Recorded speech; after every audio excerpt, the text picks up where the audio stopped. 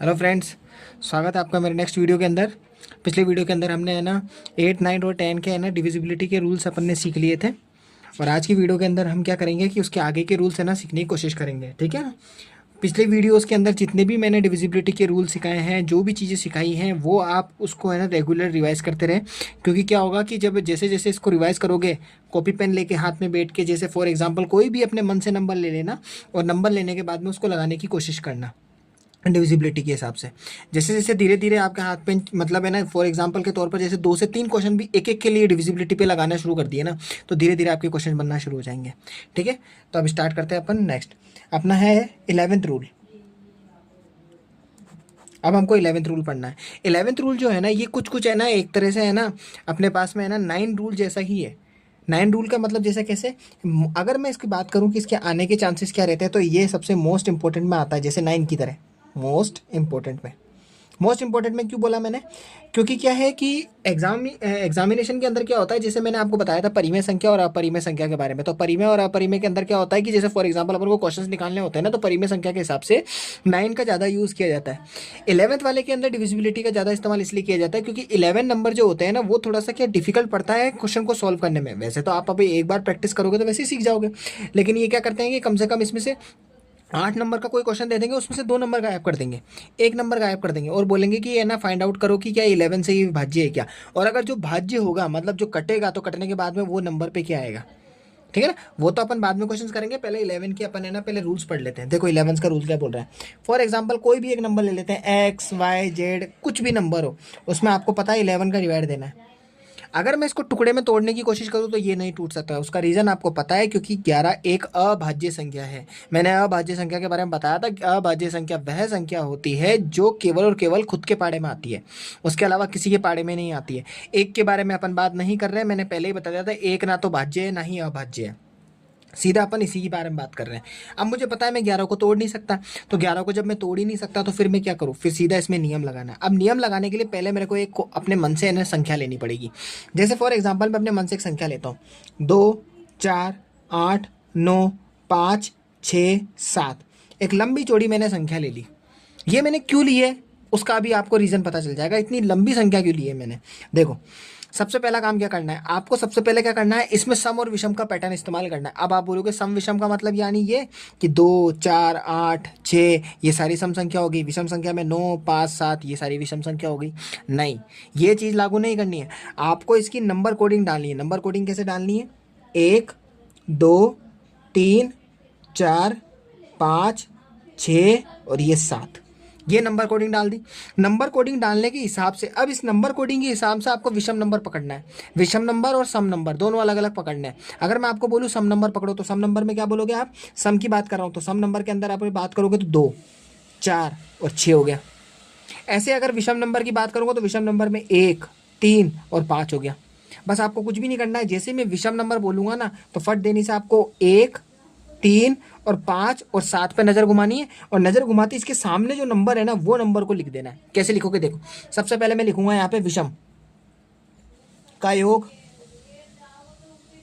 विषमों का योग, और माइनस करना है मुझे सम के योग से, सम का योग। बस हो जाओ शुरू। विषमों का योग का मतलब 1, 3, 5 और 7। एक एक के सामने ऊपर की तरफ में क्या है, 2 प्लस करो। 3 3 के सामने क्या है, 8 प्लस करो। 5 5 के बाद में फिर है 5 यानी प्लस करना है। फिर उसके बाद में 7 के अंदर 7 ही दे रखा है, ठीक है। फिर उसके बाद में माइनस करना है। अब सम पे देख लो, यहाँ पे जिन जिन पे टिक लगाया वो है। 2 2 के सामने क्या है, 4 4 को, फिर प्लस 4 4 के सामने क्या है, 9 को, फिर प्लस, फिर उसके बाद में 6 6 के सामने क्या है, 6। बस अब आपको जोड़ देना है। 2 और 8 हो गए 10, 10 और 5 हो गए 15, 15 और 7 हो गए अपने पास में 22, ये 22 लिख दिया। माइनस 4 और 9 हो गए 13, 13 और 6 हो गए 19, ये 19 लिख दिया। अब आपको माइनस करना है। जैसे आप माइनस करोगे 22 में से 9 को घटाओगे, तो 22 में से 9 घटते ही, सॉरी 22 में से 19 है, 22 में से 19 को घटाओगे तो आपके पास में कितने बचेंगे, 3। 3 बचने का मतलब क्या हुआ, 3 बचने का नियम ये हुआ, पहले मैं आपको बता देता हूँ कंडीशन क्या आनी चाहिए। अगर 11 से भाग दे रहे हो तो 2 कंडीशन लागू होती है। फर्स्ट कंडीशन, या तो अपने पास में जो ये जब सॉल्व करेंगे ना, सॉल्व करने पे या तो 0 आना चाहिए या फिर 11 बचना चाहिए, इन दोनों में से कोई एक आना चाहिए। ये नियम बोलता है। क्या 0 आ रहा है, क्या क्या 11 आ रहा है, क्या नहीं आ रहा। इसका मतलब जो ये लंबा चौड़ा जो मैंने लिखा है ना नंबर, ये नंबर 11 से विभाजित नहीं होगा। फिर भी लेकिन मैं एक समझाने के तरीके से आपको बताऊं, देखो 3 एक्स्ट्रा है, शेषफल 3 बच रहा है, तो 3 बचने का मतलब आप समझ रहे हो, 3 बचने का मतलब हो गया कि अगर मैं इस संख्या में 3 कम कर दूं या 3 बढ़ा दूं, तो देखो 3 संख्या को कम करूंगा ना तो 11 से कट जाएगा। और अगर मैं इसी संख्या के अंदर यहाँ पे, अच्छा मैं आपको बोलूँ कि है ना इसको 11 बनाओ, आप इसको 11 बनाने के लिए कितने नंबर जोड़ोगे, तो आप इसमें 11 बनाने के लिए 8 नंबर और जोड़ोगे, तो 8 नंबर जोड़ना है। तो या तो दो बातें हो सकती है, या तो आप क्या करो 3 कर दो कम, या फिर 8 जोड़ दो, तो ऑटोमेटिकली ये पूरा नंबर क्या होगा 11 से कट जाएगा। अगर आप इसको 3 कम करोगे तो 3 कम करने का मतलब हो गया यहाँ पे 67 है ना लास्ट में, अगर मैं आपको बोलूँ 3 माइनस करो तो 7 में से 3 माइनस होंगे तो कितने बचेंगे 4।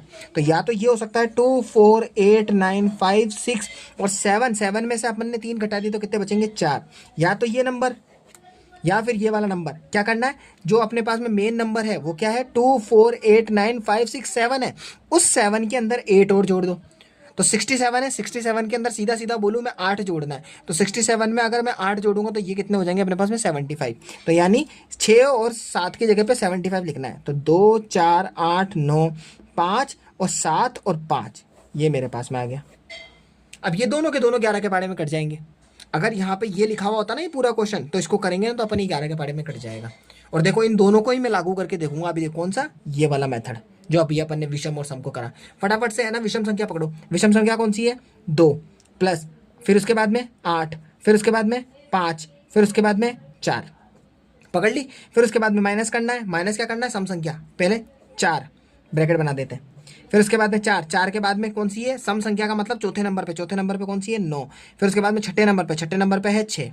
अब देखो करो 8 और 2 10, 10 और 5 15, 15 और 4 19, माइनस 9 और 4 हो गया अपने पास में 13, 13 और 6 देख लो 19, और ये देख लो 0 हो गया। मैंने बता दिया था पहले ही 0 आना चाहिए या फिर 11 आना चाहिए।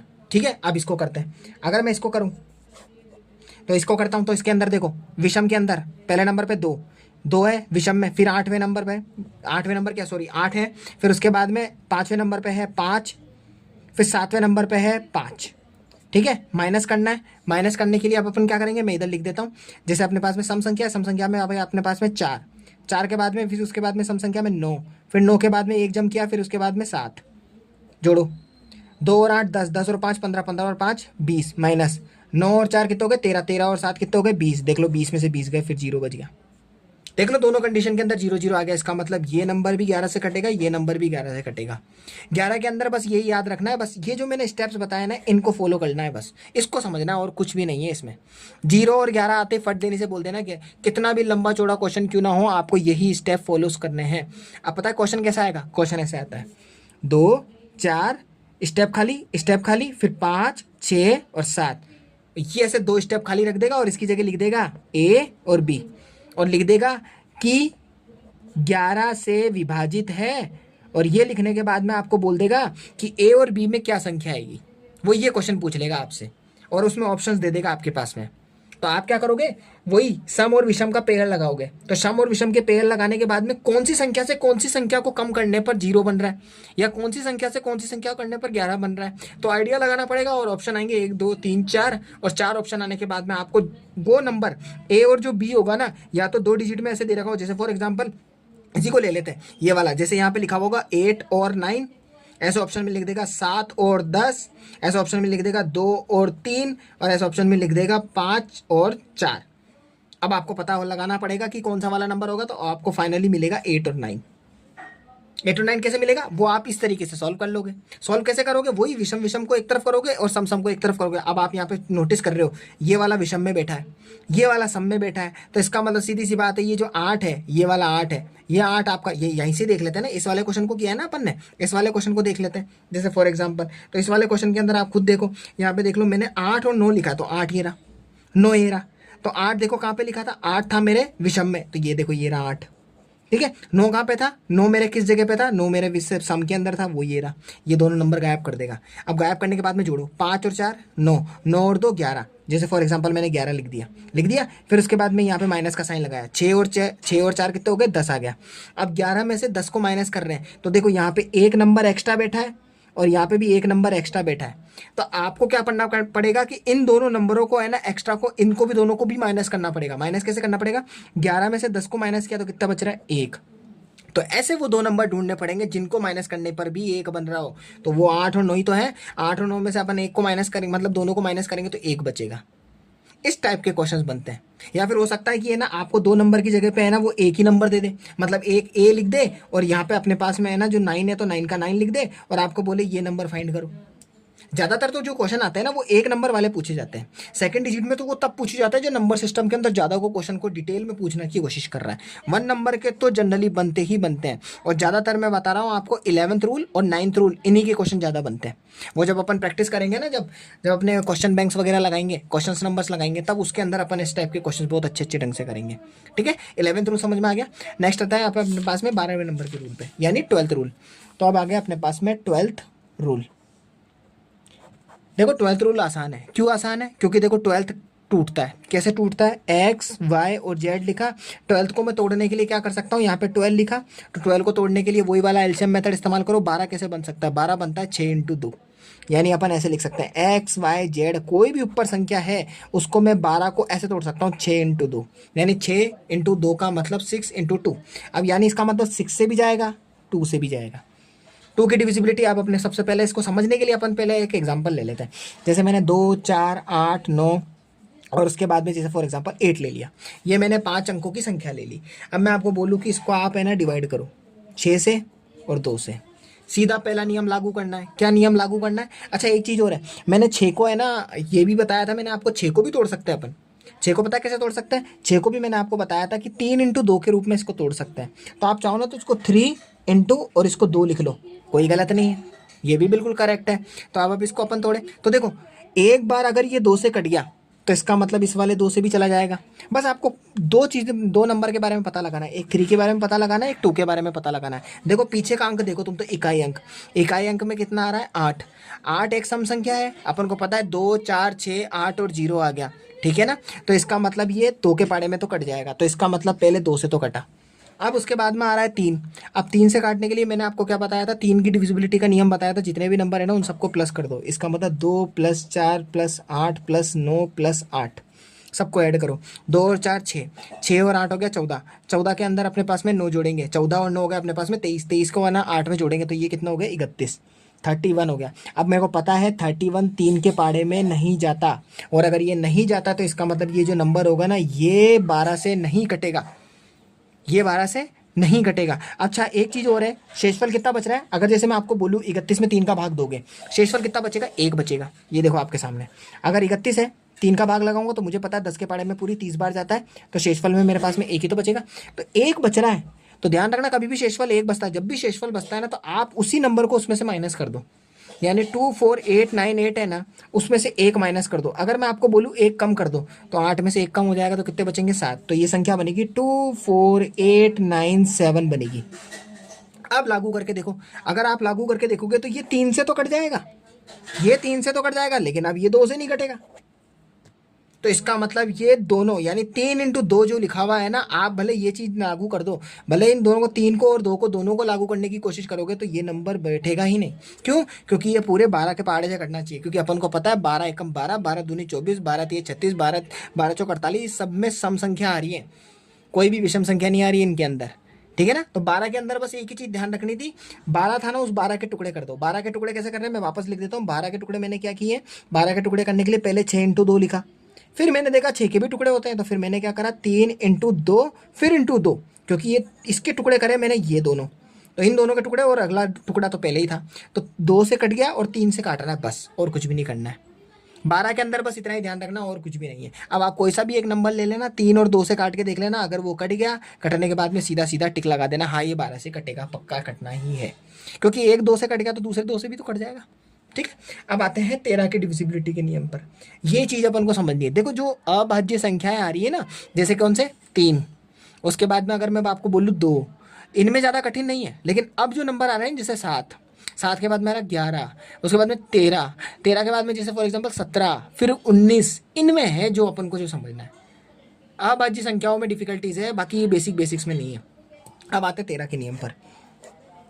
अब है 13 रूल। जो 13 का रूल है ना, उस 13 के रूल को समझना। देखो 13 के रूल के अंदर ज़्यादा अपन को है ना ऐसे इस तरह से नहीं देखना कि भैया को डिफिकल्ट हो जाए, हाँ 5-6 स्टेप्स हैं वो फॉलो करने। देखो सबसे पहले स्टेप वन, स्टेप वन आ गया।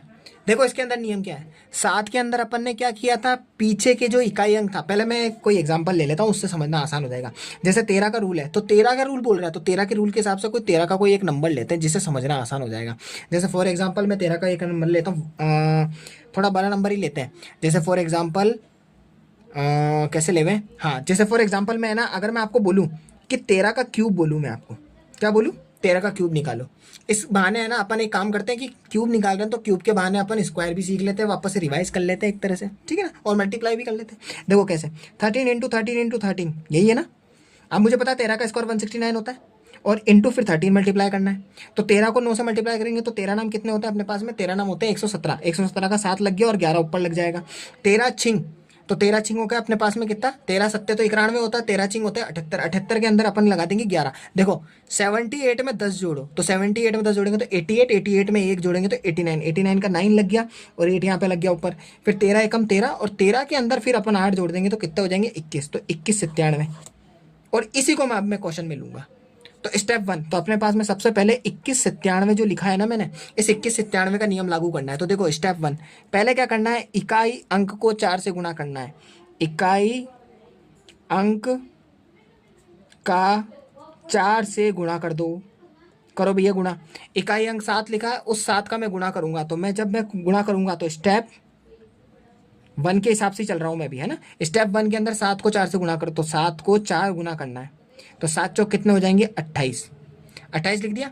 अब 28 जो लिखा है ना, ये 28, इस 28 किसकी वजह से आया, 7 की वजह से, तो इसको तो हटा दो। उससे पहले कितनी संख्या बच गई, 219 यानी 219।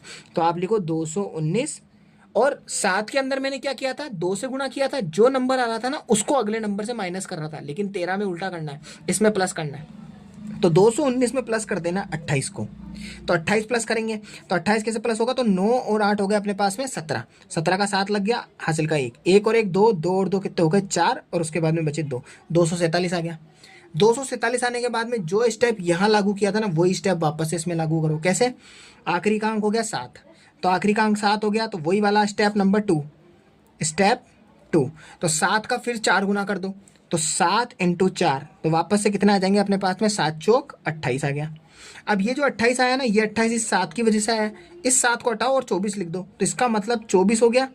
और 24 के बाद में अपने पास में माइनस लगाया, और उसके बाद में मैंने लिख दिया 28, ये 28 लिख दिया। देखो यहाँ पे सॉरी माफ़ कीजिए, प्लस करना है ना, मैंने माइनस कर दिया, ठीक है ना, है ना। तो 24 और 28 को अपन दोनों को ऐड करना है, तो जैसे ही दोनों को ऐड करेंगे तो अपने पास में कितना हो जाएगा, देखो 2 और 2 हो गए अपने पास में 4। देखो 8 और 4 तो कितने हो गए, पहले तो 12, पहले तो ये चीज़ लिख दिया, 12 लिख दिया तो 1 लिख दिया। 2 और 2 4 कितने हो गए, 5, 2 और 2 जो 4 हो गए, 4 के बाद में 1 लिखेंगे तो 5 हो गया, तो 52 हो गया। और आपको पता है 13 के पाड़े में 52 आता है, 13 चौक 52, तो सीधी सीधी सी बात है, 13 के पाड़े के अंदर आ गया, तो इसका मतलब ये कट गया, और कट गया तो इसका मतलब 2197 है ना, 13 के पाड़े में कट जाएगा, ठीक है ना। बस ये कुछ स्टेप्स होते हैं, ये फॉलो करने होते हैं बस, और कुछ नहीं ध्यान रखना होगा। 13 के अंदर मैं वापस से रिपीट कर देता हूँ, 13 के अंदर मैं आपको हाथ रख देता हूँ और मैं बताता हूँ। 13 के अंदर क्या होता है कि 4 के पाड़े से गुणा करना होता है, यानी कहने का मतलब होगा 4 का गुणा करना होता है, इकाई अंक के अंदर 4 गुना करना है। 7 के अंदर क्या करना होता है, 2 का गुणा करना होता है। 7 के अंदर क्या करना होता है, उस संख्या से जो गुणा किया था ना उससे माइनस करना होता है।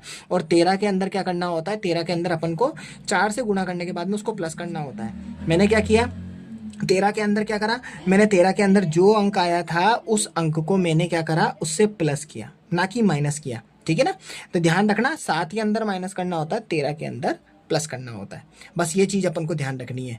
बस अब ऐसे ऐसे अपन आगे चलते जाएंगे ना, तो थोड़ा रूल को समझाना में थोड़ा सा टाइम लग जाएगा, लेकिन एक बार समझ गए ना तो फिर उसके बाद में धड़ाधड़ क्वेश्चन होना शुरू हो जाएंगे, तभी आएगा मजा क्वेश्चंस को करने का। उसके बाद में फिर और भी अच्छी अच्छी चीज़ें सीखनी है अपन को, इसलिए ठीक है। तो अगर आपको मेरा कंटेंट अच्छा लग रहा है, मेरा समझाने का तरीका अच्छा लग रहा है, तो आप मेरे वीडियोस को लाइक शेयर और सब्सक्राइब करो, ठीक है ना, ज़्यादा से ज़्यादा फॉलोज करो। और उसके बाद में है ना, अगर जितना मेरे से बढ़िया जितना मैं बता सकूंगा ना, आपको इस पन्ने पे समझा सकूंगा ना, उतना ज़्यादा मैं आपको समझाने की पूरी पूरी कोशिश करूंगा, ठीक है। तब तक के लिए अपन मिलेंगे नेक्स्ट वीडियो के अंदर, तब तक के लिए बाय।